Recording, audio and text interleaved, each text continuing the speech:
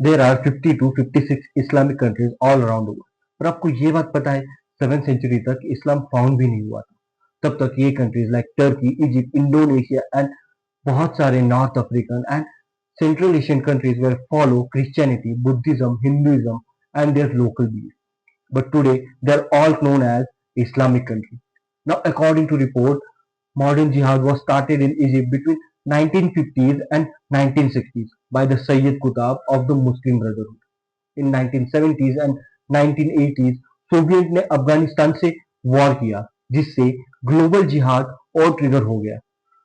2003 के Iraq war के बाद जिहाद करने वाले लोगों की एक नई जनरेशन पैदा हो गई, जिससे आईसिस जैसे ग्रुप फॉर्म होने लगे। इन अर्ली 2000 में लव जिहाद जैसे क्राइम्स को पॉपुलैरिटी मिल गई, जिसमें नॉन मुस्लिम्स को शादी करके मुस्लिम में कन्वर्ट करना एक आम सी बात है। So hey guys, I am Saurabh and welcome to the unfiltered show by यात्री कृपया ध्यान दें। इस शो में आपको बहुत सारे सीरियस एंड बहुत सारे अच्छे पॉजिटिव वीडियोस देखने को मिलेंगे। So subscribe to my channel, like, share and comment your thoughts in comment box. Now moving on to our today's topic. आपने नासिक के TCS केस के बारे में सुना ही होगा। Yes, this is trending on all social media platforms right now. I know this topic is very controversial, but I need to decode this topic and जो सच मैंने research के द्वारा जाना है उसको आप तक पहुंचाना था। According to report, Nida Khan जो TCS में HR एंड इंटरनल कम्युनिटी में थी एंड जो पहुंच जैसे सीरियस सेक्शन के अंदर काम करती थी, निदा खान ने कंपनी में 2022 से ही ये काम करना शुरू किया था, जिसमें आसिफ अंसारी, तौसीफ अख्तर, शफी शेख, रजा मेनन, दानिश शेख, शाहरुख कुरैशी ये लोग भी शामिल थे एंड उसमें से बहुत सारे अभी पुलिस कस्टडी में है। Now moving on to Nida Khan, कहा जा रहा है कि Nida Khan Red Fort blast के मास्टरमाइंड शहीन के साथ कांटेक्ट में थी एंड रिसेंटली वो मिले भी थे। तो ये लोग टीसीएस में हिंदू लड़कियों को टारगेट करके उनको प्रेशराइज करते थे इस्लाम फॉलो करने के लिए एंड उनको थ्रेट्स भी दिए जा रहे थे एंड जबरदस्ती नॉनवेज भी खिलाया जा रहा था। एंड जब ये लड़कियां एचआर के पास यानी निदा खान के पास जाती थी, तब निदा खान सुन के तो लेती थी बट उस पर कभी एक्शन नहीं लिया गया। उल्टा वो बस उन्हें बताती थी कि अपने सीनियर्स के साथ अच्छी रिलेशन बना के रखो, जो कि मेजॉरिटी मुस्लिम्स थे। एंड ऑल्सो निदा खान उन लड़कों को बताती थी कि पास जैसे सीरियस केस से बचा कैसे जा सकता है। ये प्रैक्टिस उन्होंने मार्च 2022 से 2026 के अप्रैल तक की। बट वेट, इंडिया में सिर्फ ऐसा एक ही केस नहीं है, बल्कि 7th सेंचुरी से पहले इंडिया में मुस्लिम्स थे ही नहीं। 8th सेंचुरी में अरबी ट्रेडर्स के द्वारा मलाबार और गुजरात जैसे बड़े स्टेट्स में इस्लाम फैलना ऑलरेडी चालू हो चुका था। इन 1712 सी मोहम्मद बिन कासिम ने सिंध जीतकर इस्लाम में मास कन्वर्जन शुरू किया। Also 12th and 16th century में गजनवीर डायनेस्टी एंड घुरिद डायनेस्टी ने नॉर्थ इंडिया जीतकर वहां इस्लाम की स्थापना की। ये कन्वर्जन उन्होंने सूफी सेंट्स के द्वारा किया। आगे ये कन्वर्जन और बढ़ता गया। 16 से 18 सेंचुरी में औरंगजेब द्वारा इनको और एनकरेज मिलता गया।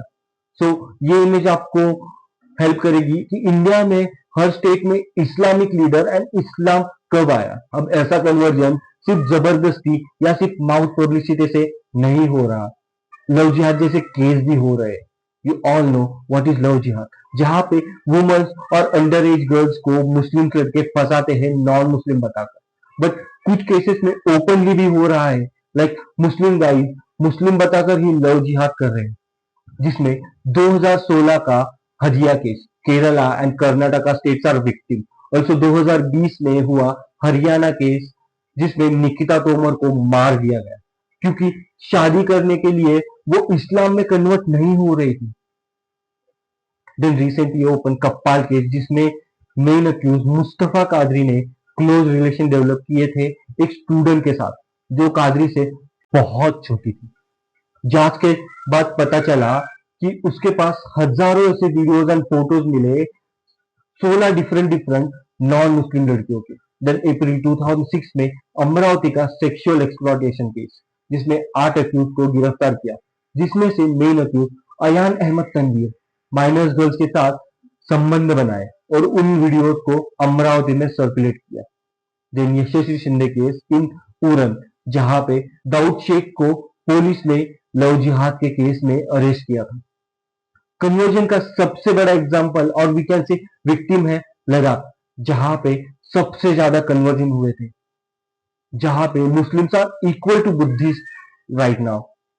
इसका इंटरनेशनल विक्टिम पर्शिया, जो आज का ईरान है, जहां पे most of the population Persians की थी, बट आफ्टर मे 636 पूरा नक्शा ही बदल गया, जहां पे 4000 मैन आए तो थे पर्शिया की हेल्प करने, जो कि कामयाब भी हुए वॉर जीतने में, बट बाद में उन्होंने ही धीरे धीरे कन्वर्जन करना शुरू किया। पर्शिया को ईरान बनने में 400 साल लग गए, पर ये लोग रुके नहीं। Then Myanmar, Nigeria, United Kingdom are also victim of the conversion.